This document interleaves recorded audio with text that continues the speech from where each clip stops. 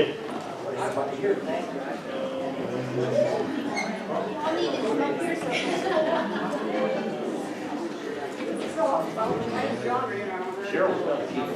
morning. Morning.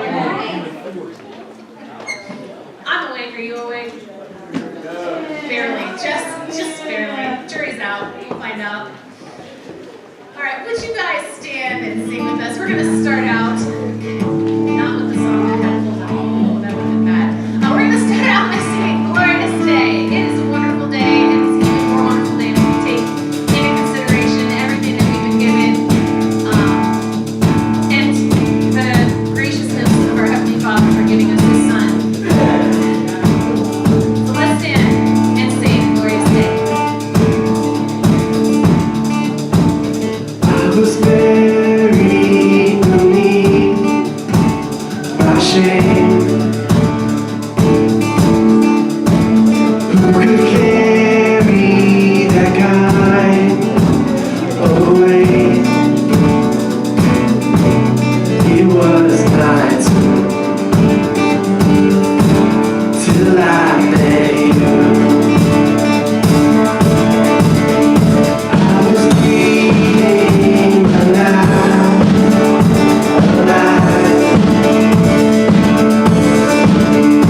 All my failures I tried to hide.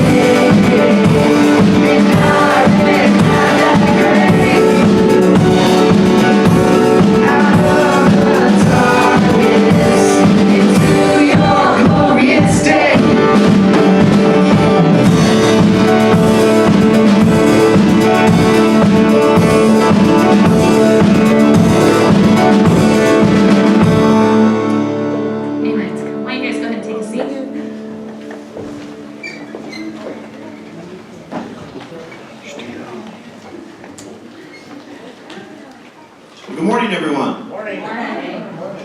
So there's quite a few announcements this morning. There's a lot going on in the church this month, which is great.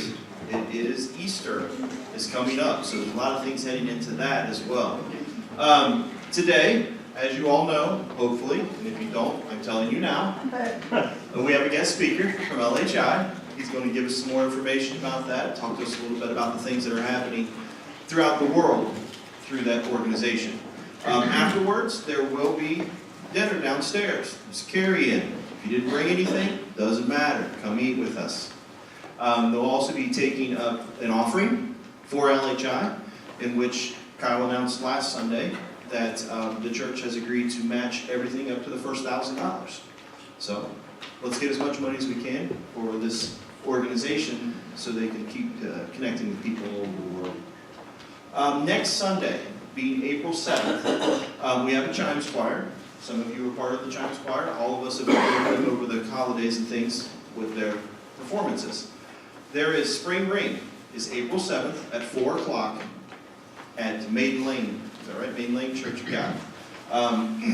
They expressed the solace that they found in seeing some friendly faces out in the crowd last year.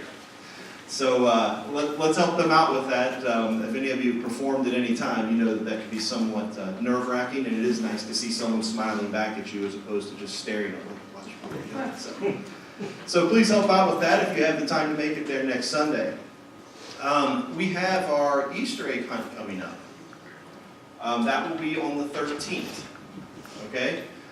With that Easter egg hunt, we've talked about we're changing with the eggs this year. We're going to pre-filled eggs, or just bring the eggs in here and bring candy in here and we'll fill them here. We'll have a party getting together some point at that. Has that been scheduled yet? No, Vicki, you need to talk. All right. Vicki and Jen will let you know when that's going to be scheduled for. Following right behind that, which is a great follow-up, and you may make some new friends at the Easter egg hunt. The 14th is Friend Day. We're going to invite as many people as we can to come into this church, and I want to see people carrying chairs in because we ran out of seating. That would be a great day for me. That being said, like I said, make a new friend on the 13th and invite them on that Sunday. Come the 14th. All right. We normally have very good turnout for that. Just so you guys know, we usually have 200-ish kids. More? Oh, for the Easter egg. Yeah. Usually it's between 200 and 300. Okay. We're expecting more this year. Right. We normally have between 200 and 300, but if anyone was here for our trunk or treat, it was 3 times the size it has been in the year before. So let's hope that we continue that trend with our Easter egg hunt and we can reach out to the community and let them know that we're here. As we go through that as well, there is a Easter morning breakfast and service. The service starts at 8 a.m. will be followed by a breakfast. There will be no Sunday school that day. The breakfast will replace the Sunday school, and then our normal service will then again start at 10:30. So try to make it to that.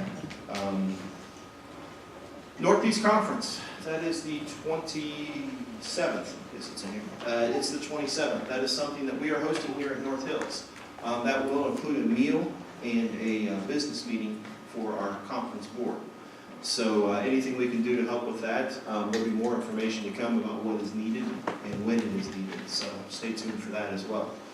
On the 28th, as you all know, there was a death in the Dean family a few weeks back, and along with that came a slew of hospital bills and things throughout all of that.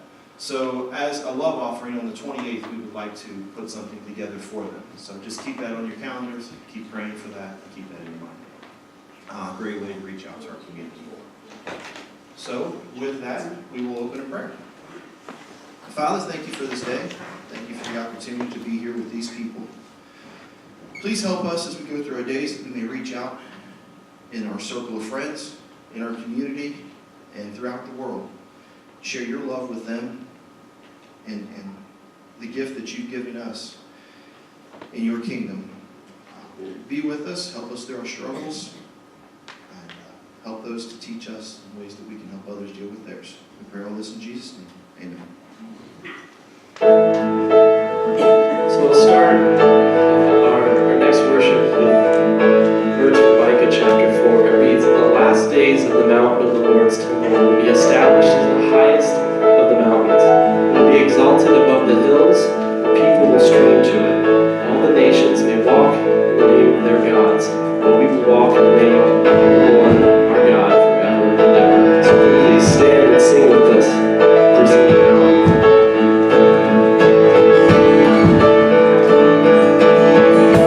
We've come to meet with you, oh God.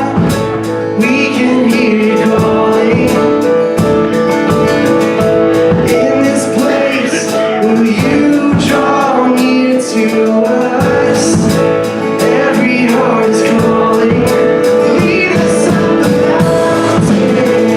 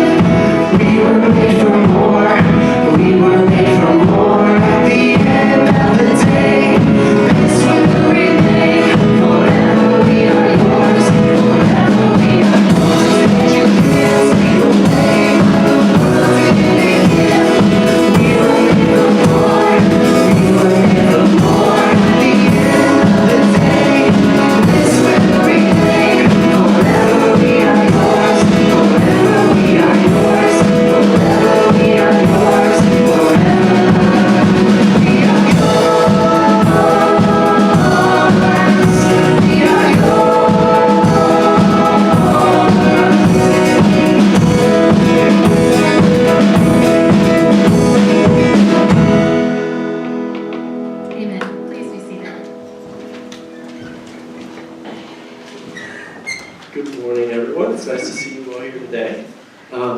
This is the part of our service where we ask you to share any prayer requests or praises that you've had throughout the week. It's nice to see you all, so when we do, I'd like to start us off with sharing. Yeah. I have a praise. Bailey's ultrasound came back, and it came back negative. So their guess is she's double pointed. And then Jay's surgery went as expected. He's just some worse in his prayers for a quick recovery. That's great. Good news. Thank you. Anybody else like to share? Yeah. Last week I said my dad had a stroke. He is doing a little bit better. He's out of the hospital, but he's still in the hospital at the rehab facility they have there in Springfield. So he just has a long road to recovery ahead. So just keep him in your prayers that he works hard for that. Okay. Thank you for that. Yeah. I'm just really thankful and want to give God praise this morning. I had a kind of milestone in my career, something I've wanted to do for a really, really long time. And I got the open door on Wednesday to be able to go in and teach at a juvenile detention center. And I'm going to be doing that this summer for Clark County, the juvenile detention with the jail administrator, and working directly with the juvenile judge over a program I'm really excited about. And I'm just thankful to God. That was God opening that door, and I'm just really excited about it. Yay! That's great. I think I saw all of them. No. Any unspoken? Show of hands? Okay, thank you for those. So as I start the prayer, if the ushers can come forward, we represent this tithes in our offerings as well. Father, thank you for today. As always, I like to start off these prayers by just thanking you for giving us this opportunity to be together and to praise so we can worship you and love on each other. We ask that you lift these praises up and also these concerns, that you hear them. We ask that you're with these families, and we ask that you watch over them and comfort them. And as a church body, may we just look to you for strength and comfort, and let us support them, and let us continue to draw closer to you each and every day. I just ask that you're with the worship team this morning, you're with Kyle's, or you're with the message as it's brought to us. Just open our hearts, open our minds as we listen, and compel us to do your work as always. And as we consider all the blessings that you've given us, Father, I just pray that we can give back to you what is already yours. Fill our hearts with love and kindness, and goodness. And may the church receive these gifts that we give them and do your will with them, Father. We pray all this in your Son's name. Amen.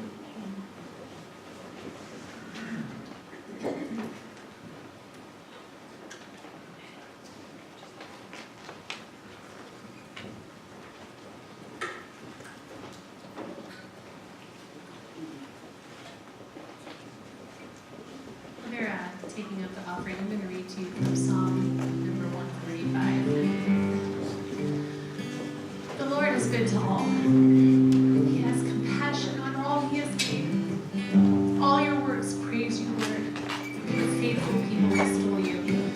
They tell of the glory of your kingdom, and they speak of your might, so that all people may know of your mighty acts and the glorious splendor of your kingdom. He's given us so much, and everything that he's created has been good. And he has compassion on everything that he's created. We're going to sing one of my favorite hymns, How Great Thou Art. So if you would stand and join me in singing.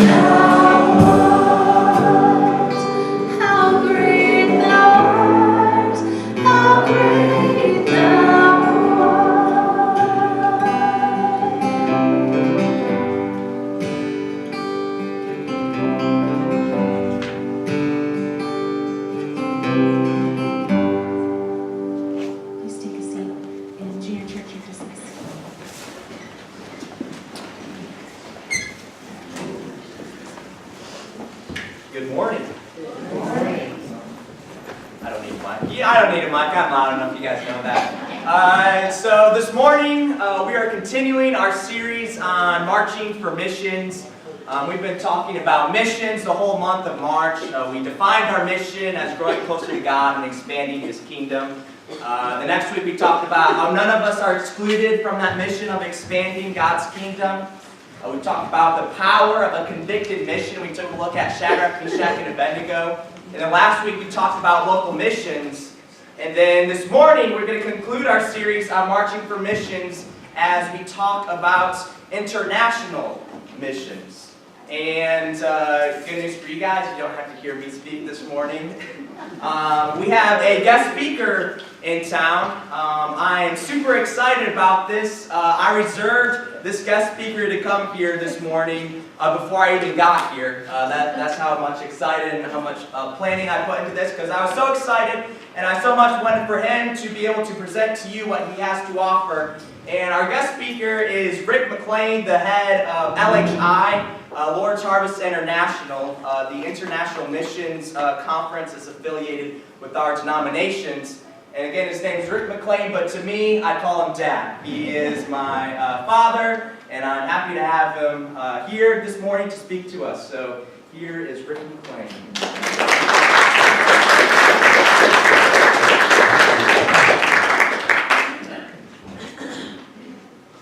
Good morning. Morning. Morning. Thank you so much for this chance to come talk to you about a subject I'm very passionate about, I love talking about, and just thank you for this chance. I'm going to talk this morning about missions and why I believe missions are important, some highlights of what's happening in our LHI mission fields, and how each of you can support missions. Now, if you know me at all, you know that I have one main goal in life. And this is kind of what the whole thing is about here. I'm going to get it right the first part. One main goal in life is get as many people in the kingdom as possible. That's really all that matters to me on this earth right now. That's what we need to be doing, is getting as many people in the kingdom as possible. So that's what I'm about. That's why I'm involved in missions. And then let's turn to some scripture to back that up a little bit. 1 Corinthians 3, 5 through 9.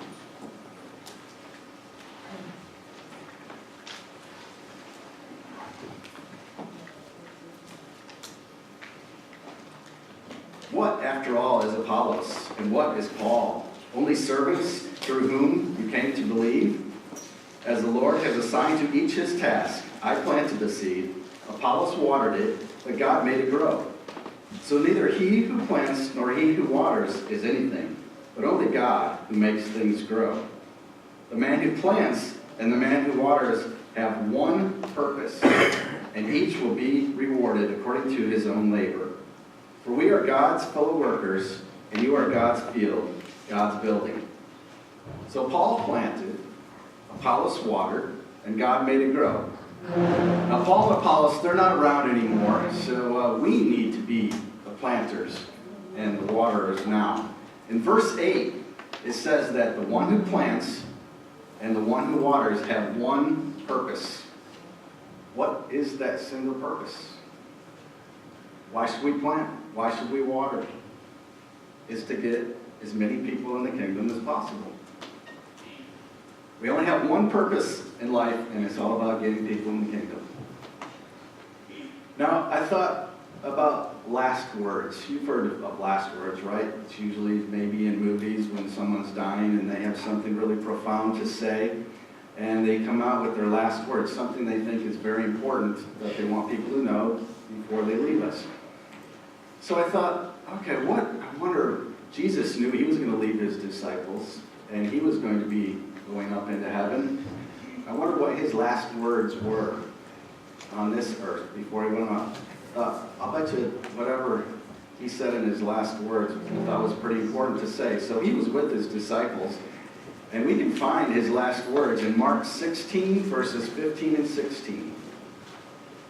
Mark 16, verses 15 and 16. And he's with his disciples here. He said to them, "Go into all the world and preach the good news to all creation. Whoever believes and is baptized will be saved, but whoever does not believe will be condemned. So go into the world and preach the gospel to all creation. Whoever believes will be saved. Whoever doesn't believe will be condemned. And then in verse 19, just a couple verses later, he actually was taken up into heaven. So the last thing that Jesus wanted to tell his disciples before he left was to go out into the whole world and preach the gospel. That's what he thought was important. So is it always easy going out into the world? Is everyone going to listen to us? Probably not. We know that, right? Let's turn to Luke 9, verses 1 through 5. Luke 9, 1 through 5. It says, when Jesus had called the 12 together, he gave them power and authority to drive out all demons and to cure diseases. And he sent them out to preach the kingdom of God and to heal the sick. He told them, take nothing for the journey. No staff, no bag, no bread, no money, no extra tunic. Whatever house you enter, stay there until you leave that town. If people do not welcome you, shake the dust off your feet when you leave their town as a testimony against them. So, if they didn't want to listen, if they didn't want to hear the message, what they do, they shook the dust off their sandals, off their feet, and they moved on. They didn't start a fight. They just wanted to get that message across, and if they didn't listen, they moved on. But I thought, why was Jesus sending them to places where, he's got a good connection with God? He knows maybe that some of these places, they're not going to be receptive to the message. Why was he sending them to places where he knew that they weren't even going to be listened to? And I think it's because everyone needs a chance. Everyone needs that chance to hear the message, and then they can choose for themselves whether they want to accept that message, what it means to them. If they don't want to hear it, again, we don't need to argue. We just shake the dust off. We move on. But can you imagine if you went through this life and you never even heard about God, you never heard about the Bible, you never heard about the coming kingdom, you never heard about what Jesus did for us? If they don't have that chance, they don't get that chance. We have to at least give them that chance, even if not everyone is going to listen to us. So, aren't there a lot of groups, though, spreading the word, the message around the world? Sort of. The Bible's been translated into over 1,200 languages. Many other denominations have missionaries all around the world, but most of them aren't preaching the truth. We believe in some distinct truths that aren't being shared around the world very well, because so few groups hold those same beliefs as us. Now, are those truths important? Absolutely. Are they salvation issues? Some would say yes. I would say they might be. But I'm not going to say I'm positive about that. But either way, do you think God is pleased when lies are told? No. So we can't be scared about offending people with the truth. If they aren't accepting the truth, we just shake the dust off our feet and we move on. But at least they've heard the truth at that point. We've given them a chance to accept the truth.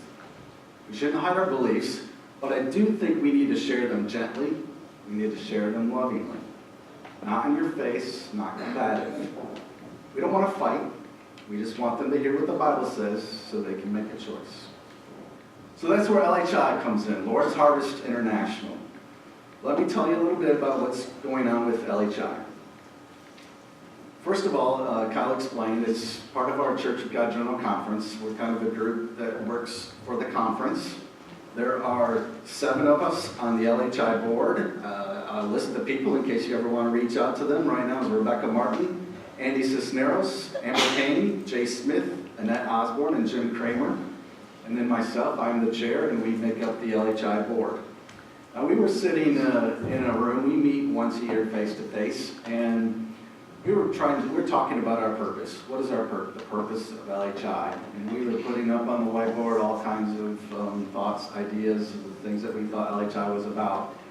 And Andy Cisneros was there, and he's really good with acronyms, and he like it hit him. He built and he came up with an acronym for what our purpose is, and it made so much sense, and it was so perfect. But that's what we go with. And the acronym is SEEK, as in seek ye first the kingdom of God. So this is what our purpose is in LHI. First, the S is to search. We're searching for like-minded people around the world that we can partner with. The first E then is to establish partnership. So if they have those like-minded beliefs and they want to establish a partnership with them and we think it's going to be a good fit, we will establish a partnership with them. The second E then is to encourage, strengthen, and support those missions. So we're going to come alongside them and we're going to encourage them. We're going to try to strengthen them and support them. Now I know in America we like to think that, we like to run things and everyone should do what we say in the world and we're kind of the big thing, but that's not how we operate at all with this. We come alongside them. It's their ministries. We don't tell them what to do. We just come alongside them, encourage them, strengthen, and support them in any way we can. And then the K is kingdom. We do this all for the kingdom of God. So the acronym SEEK, it's kind of simple, but that is what we're all about with LHI, our purpose. We've also built some teams, LHI teams, that do some of the work. We have a search team, obviously does some of the searching. We have a church involvement team that works with our churches here in the United States to keep you informed, to let you know what's going on, it's where we count on for donations and prayers, and so the church involvement team is busy doing that. And then there's several country teams, and they work with the different partnerships that we've established in the different countries, and they build those relationships. They find out what those needs are so then we can pass them on to you, so we keep that communication flowing. And then there's an education team as well to educate people about missions. I believe if you want to put some pictures up, we brought some pictures today.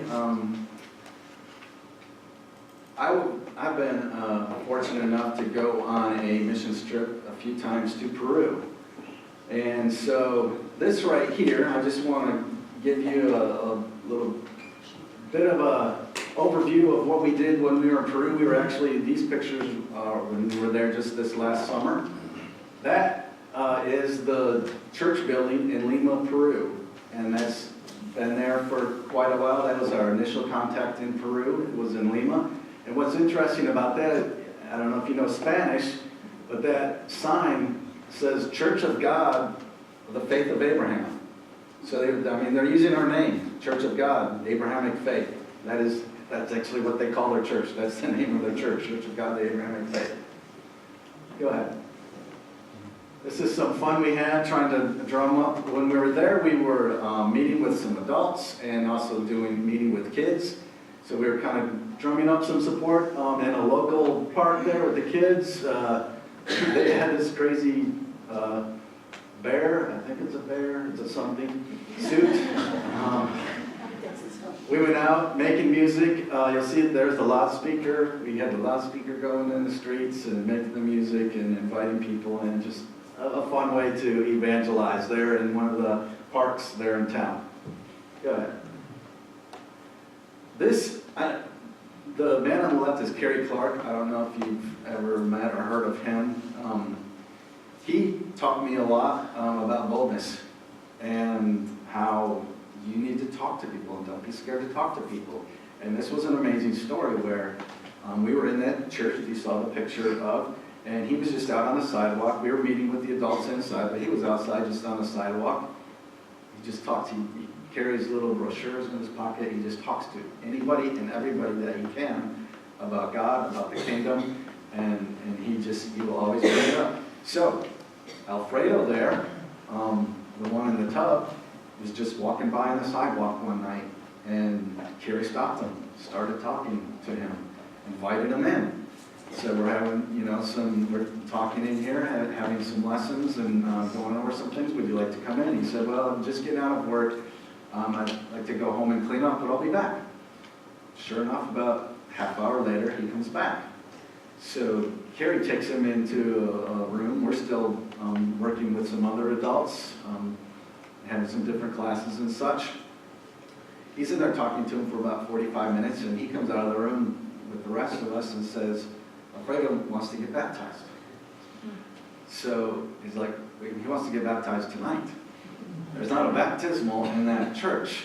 We're like, okay, how do we get someone baptized like now? And they had remembered a hotel that they were at the year before. Carrie was on a trip there that was fairly close by. We all walked to that hotel, and we got a special rate on like the honeymoon suite there with the big old jacuzzi tub. And Alfredo got baptized that night in that hotel room with a whole bunch of people standing around, standing on the bed and wherever they could. And just because of the boldness that Carrie took the time, I mean, that's not me to stand out on the sidewalk and engage strangers walking by to say that, but because he did that, Alfredo was baptized that night. I was like, wow, that taught me a lot to be bold. Good. This is inside that church building, and this is people that were there that night. You might see some faces you recognize. Aaron Winter was with us. My two daughters are there, as well as my son-in-law. Carrie and Jenny Clark as well, and then some of the people from that church. Maria, who's kind of started that church, is the one in the red sweater, front leftish. Go ahead.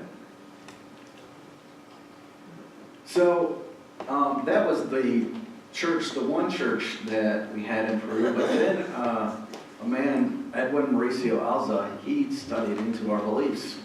And he was part of a much bigger denomination, the Assembly of God. He had a church of about 1,000 people. He broke away, and I'll talk about him in a second. There's a picture of him, but he had some other churches join him from this assembly church. So now in Peru, instead of just the one, there's the 11. I believe that comes up to 11 churches now in Peru. Go ahead. We were in Lima for a day or two, and then we went to Huánuco, which is it's a pretty city. It's because it's in the mountains like that, and you're just surrounded by mountains on both sides. It's not the United States. The buildings aren't the same. It's kind of run down.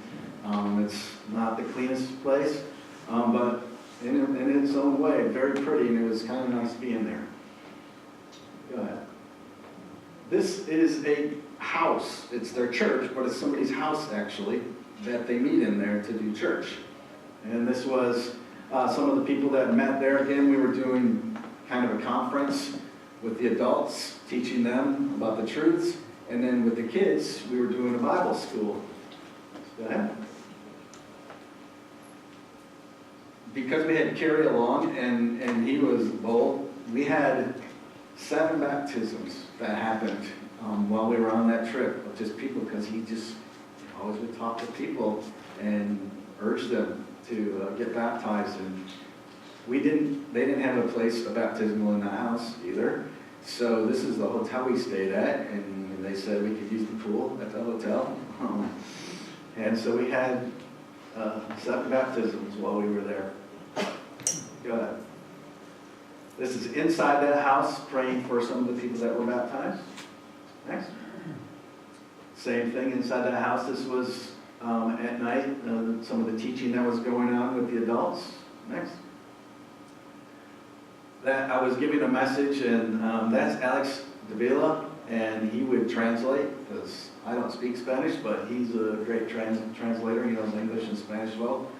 Just to give you a quick story on him, because he's from Nicaragua, and I've been asked sometimes, like, these people that we find, do they really believe like us? I mean, like everything, like one God, like kingdom on earth, all that?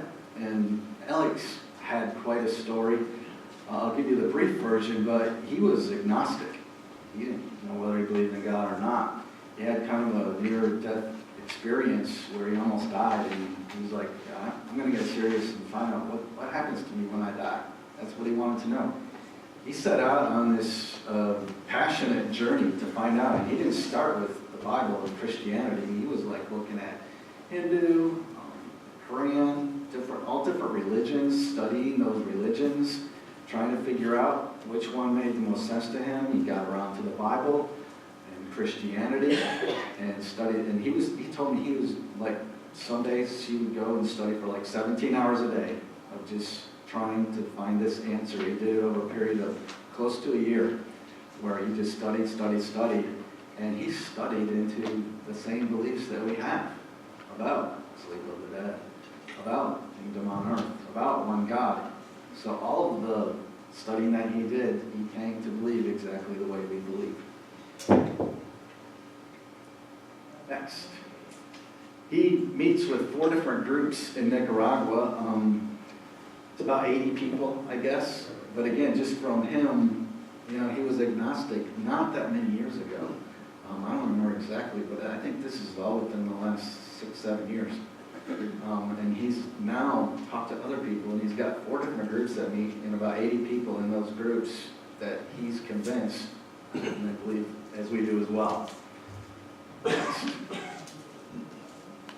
This was our Bible school. So there was about 6 kids from the church that were there, but there was a park really close by. So we walked to the park and we set up Bible school there in this small park. And throughout 3 days, we were there 3 days, and we told them we'd be coming back.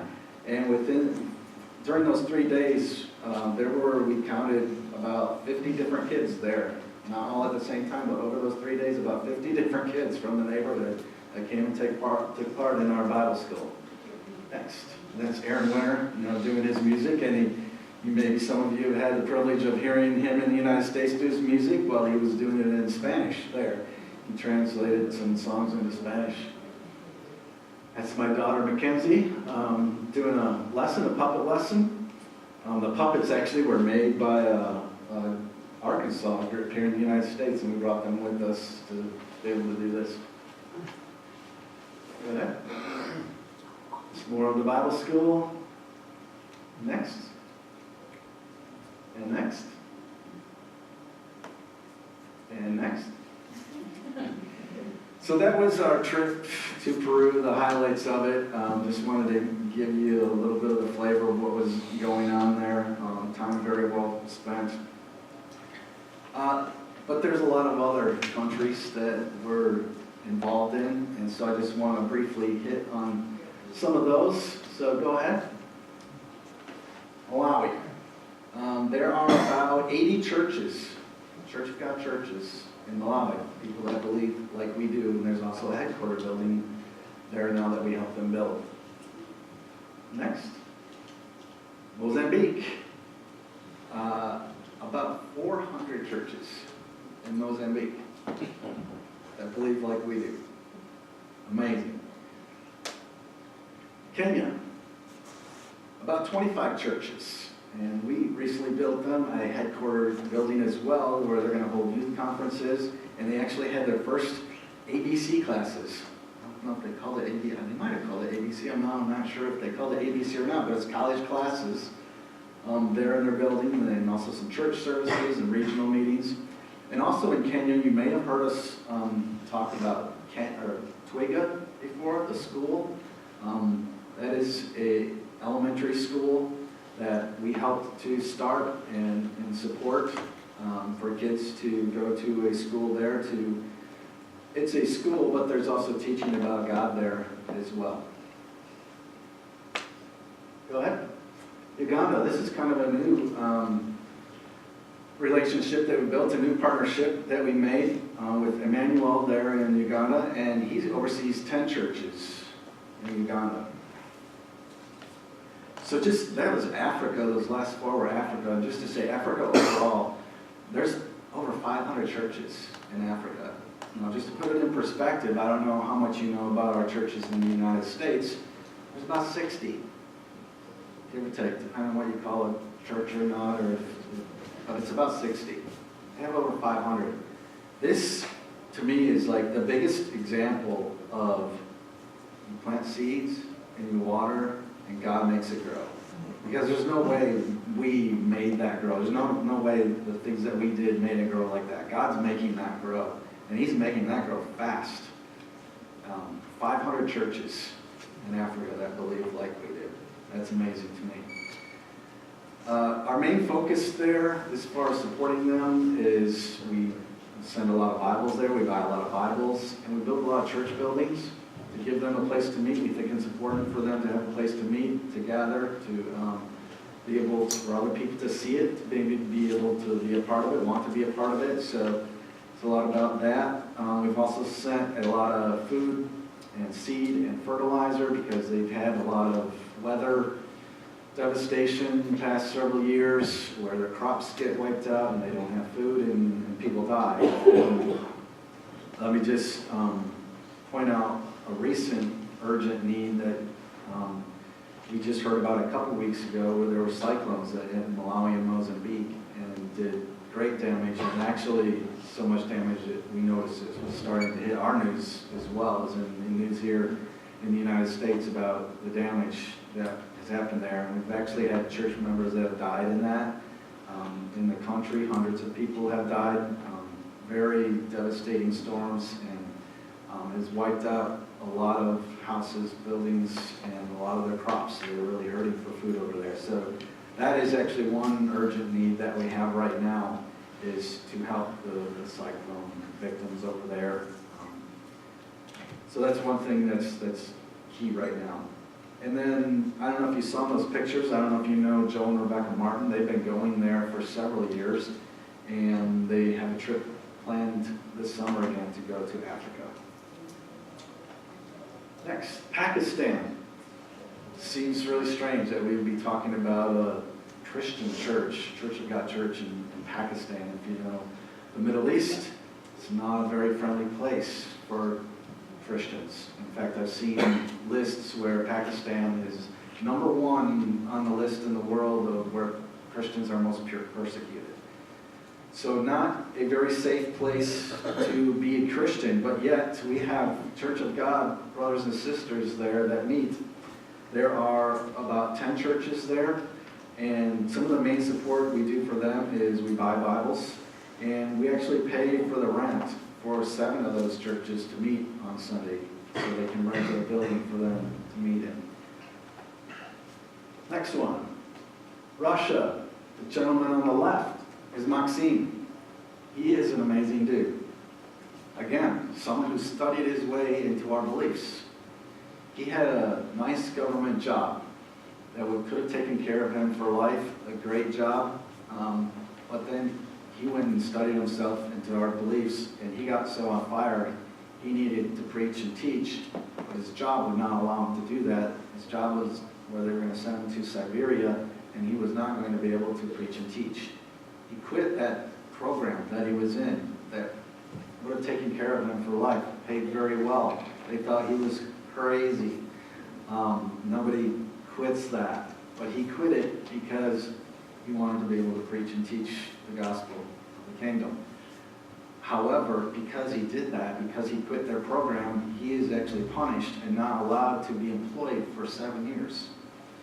So there's another person we are giving some support to, and the reason we give him support is because of this desire of his to preach and teach. He does it every day, every morning, noon, and night. He is talking about God. He's talking about the kingdom. He has baptized 23 people in 9 different countries. He doesn't have a church. There's no one really around him that believes like him. But what he has is an internet ministry in the Russian language. So can we here, most of us here don't know the Russian language. We can't do that work over in Russia, speak to those people in their language. But guess what? We've got McClain. And he can do that. And he has a website that has had over 50,000 visits in the last 4 years. He started a Christian Truths group, which is kind of like a Russian Facebook, that has over 65,000 members, and that's like a one God group. And he's had 2 of Anthony Buzzard's books translated into the Russian language that he hands out to people that are interested in finding out the truth. And what he does is during the day he volunteers at a hospital. Again, he can't be employed, he's not paid, just caring for people. And then at night, he's on the internet, like talking with people, people reaching out to him. And he's just works every day. He's so passionate about this. And again, 30 baptisms in 9 different countries. He'll go, once he makes these contacts, he'll take a trip, and that's a lot of times will help support him to pay for his transportation costs to go see somebody. He'll go and be able to baptize them, spend some time with them. But he's amazing. We asked him, Maxime, what about a girlfriend? And he's like, I don't have time for that. He's like, I am just, this is what my life is about. This is what I'm going to do. Go ahead.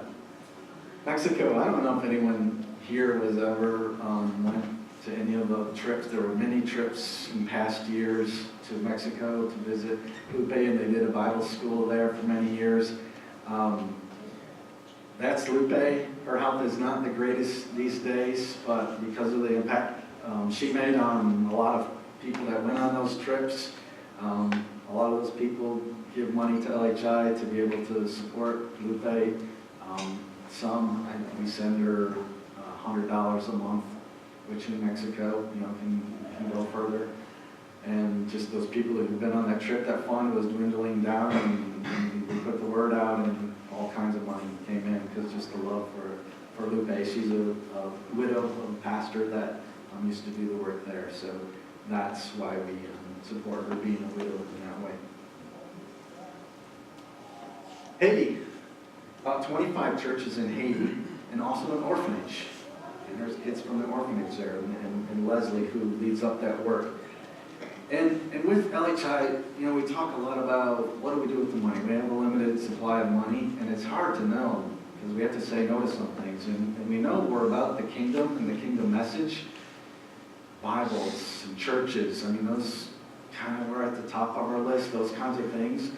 But there's also a humanitarian aspect to this. And as I was talking about our brothers and sisters in Africa right now that don't have enough food, people are dying because there's not enough food.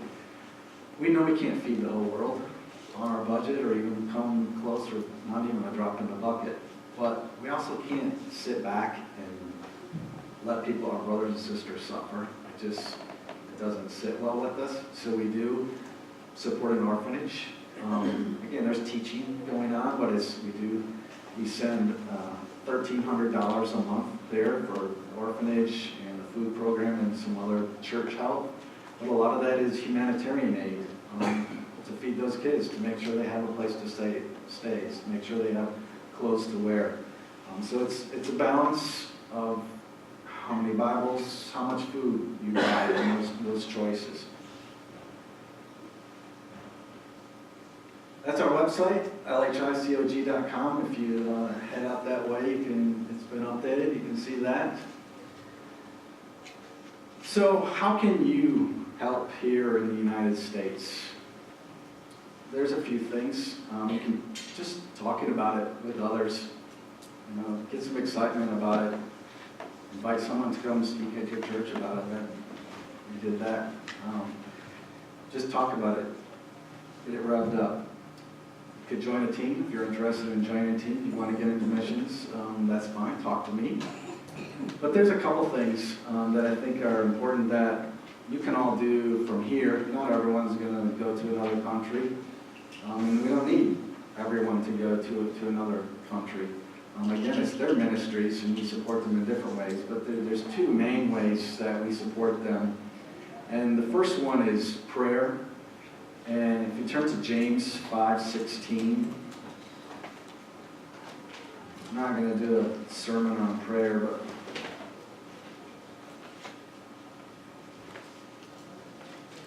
James 5:16 says, "Therefore confess your sins to each other and pray for each other so that you may be healed."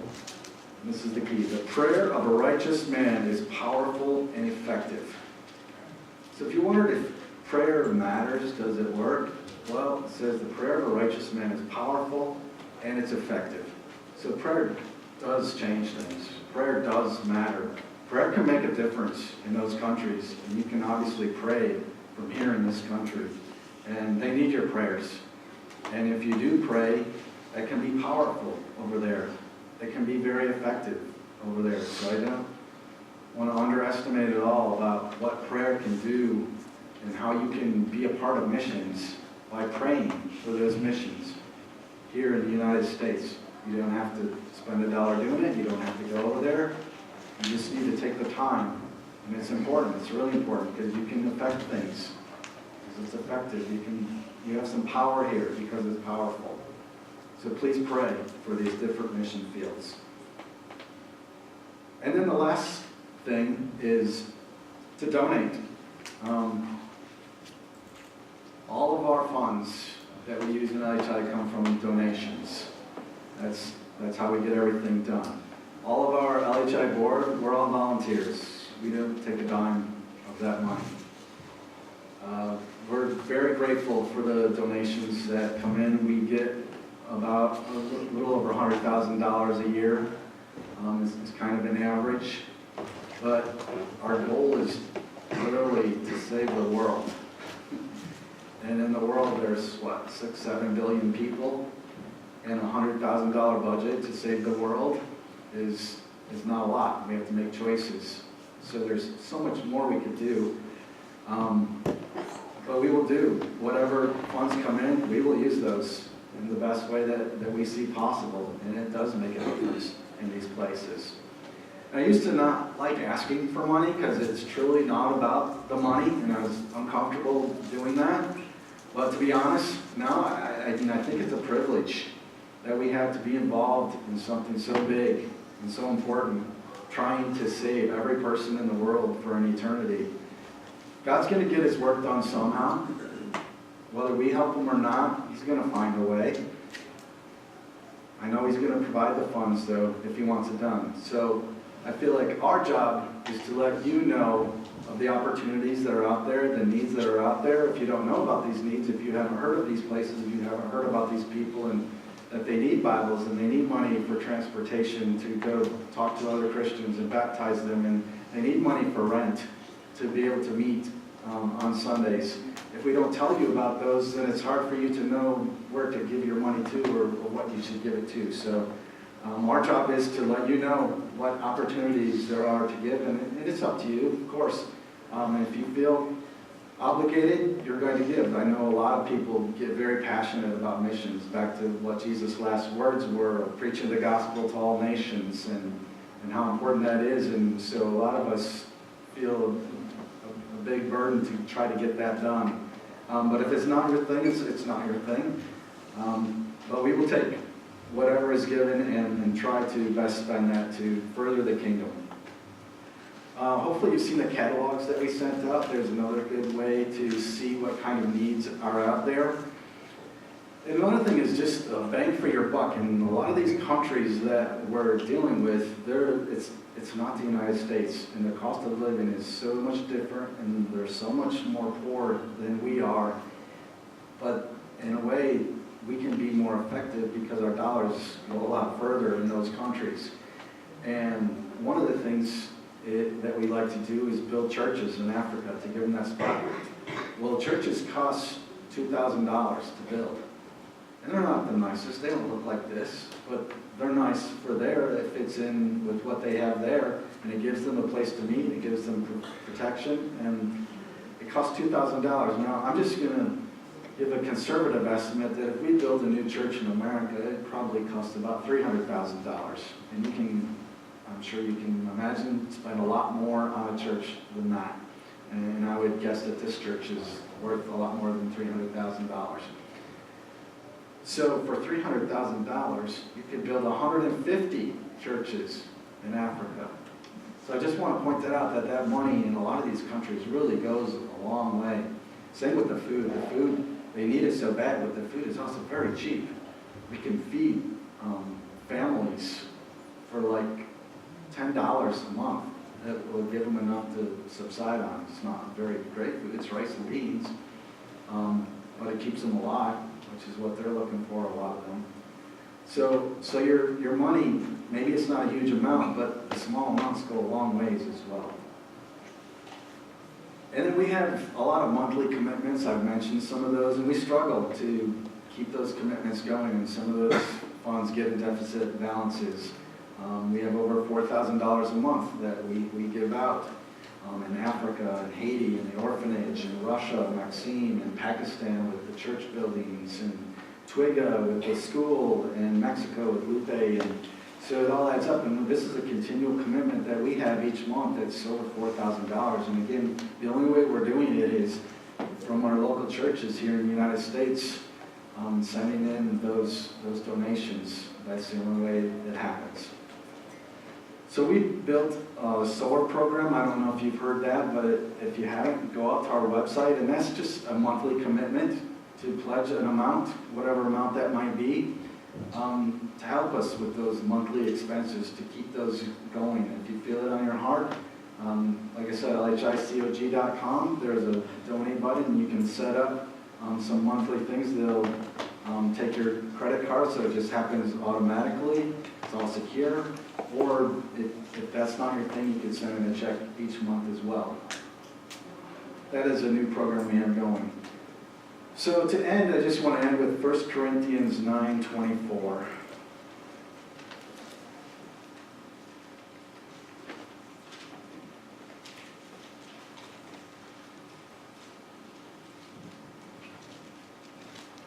Oh, let's go here. Do you not know that in a race all the runners run, but only one gets the prize? Run in such a way as to get the prize. So we're in a race. We're all in that race. The race is to get as many people in the kingdom as possible. And we're not just entering that race. You guys are here. You've entered the race. But we're not just supposed to run the race. We're supposed to run like we're trying to win.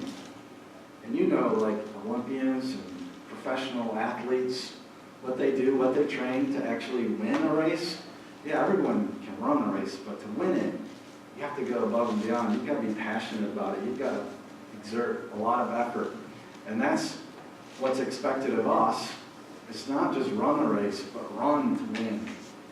So hopefully that motivates you to run that race hard so we can win, so we can find as many people as we can to be in that kingdom. Again, thank you for all the support you've given to missions. Some really good things are happening around the world, but there is so much more to do. And it has been a pleasure working with you to further the kingdom. Let's pray. Father, we just thank you for this church and the people here and their willingness to be committed to you and your work, and ask that you show us the way, show us the opportunities that are there, and just thank you so much for the privilege we have of being a part of this important work of saving lives for an eternity. Please show us these people we need to find. Help us to spread this message.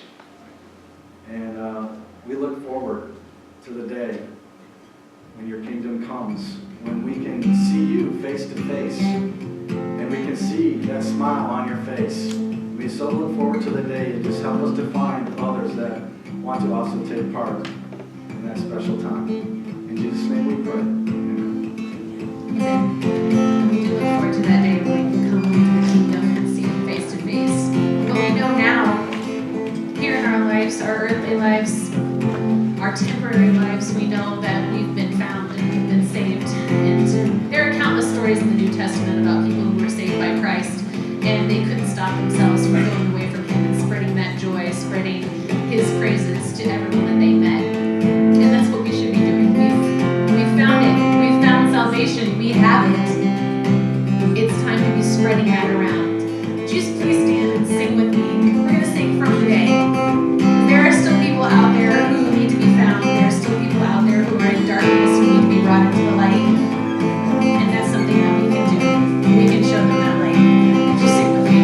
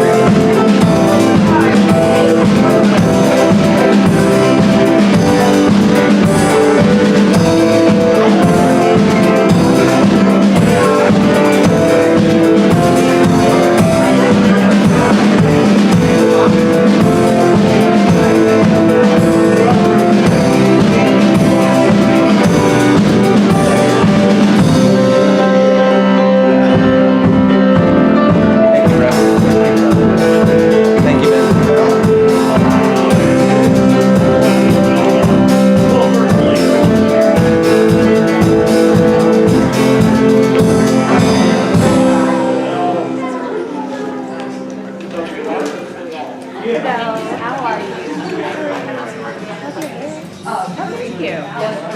I can't believe it.